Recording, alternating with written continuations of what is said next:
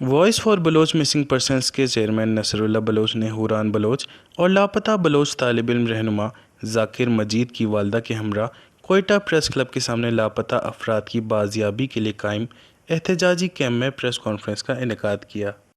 Press conference سے خطاب کرتے ہوئے نصراللہ بلوچ نے کہا کہ بالاچ بلوچ سمیت دیگر 3 افراد کو سی ٹی ڈی نے آبسر تربت میں مارنے کا دعویٰ کیا تھا، جو کہ پہلے سے لاپتہ تھے اور ان کے cases voice for Baloch missing persons کے ساتھ درج تھے۔ بالاچ بلوچ کو 28 اگست کو آبسر تربت میں ان کے گھر سے فورسز نے غیر قانونی گرفتاری کے بعد جبری لاپتہ کیا تھا اور انہیں فیک انکاؤنٹر میں قتل کرنے سے 2 دن پہلے منظر عام پر لا کر بوگس مقدمات میں ان کی گرفتاری ظاہر کی تھی۔ معزز صحافی حضرات، ریاستی ادارے بلوچستان میں ملکی سلامتی کو جواز بنا کر ملکی قوانین اور انسانی حقوق کی سنگین خلاف ورزیاں کرتے ہوئے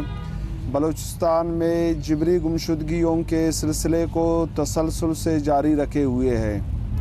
اور لاپتہ بلوچوں کو فیک انکاؤنٹرز میں قتل کیا جا رہا ہے۔ معزز صحافی حضرات، گزشتہ دنوں سی ٹی ڈی نے آبسار تربت میں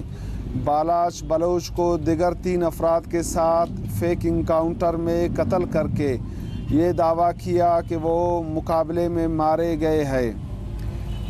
سی ٹی ڈی کا یہ دعویٰ سراسر جھوٹا ہے۔